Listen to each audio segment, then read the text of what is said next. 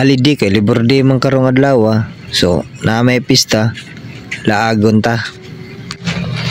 Unsa pa may dugayan ta? Di adto na ta. Let's go na. Mo ning karsada nga manggagian ngadto sa pista. Basta pagkanindutan na. Lapos ko no ni ngadto sa Astoria, Cebu City mga higala. Tanawa, di ba? Simentado na. Lawaan barangay sa Danao di ay ang among adtoon nga pista. Kaning mga motora adto pud na sila mamista. Syempre ipakita pud ning mga dagwaya kay sila ra ba ni ang bida, di ba? Tanawa di ba mga gwapo-gwapa.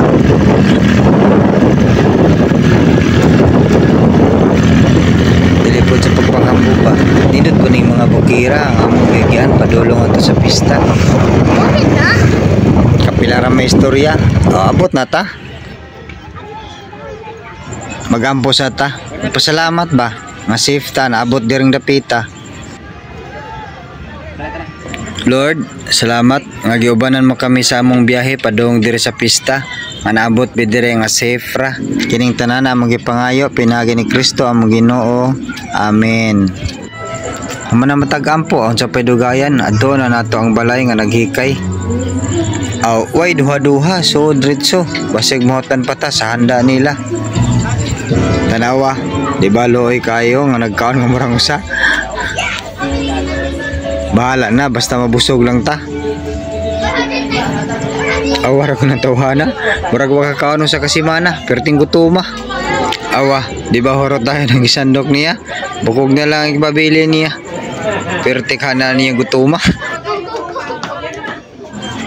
Kay nakakaon naman ta. Di na to kalimtan na pagsimba. Kaya wala ra ba ko na pista. Wala'y misa.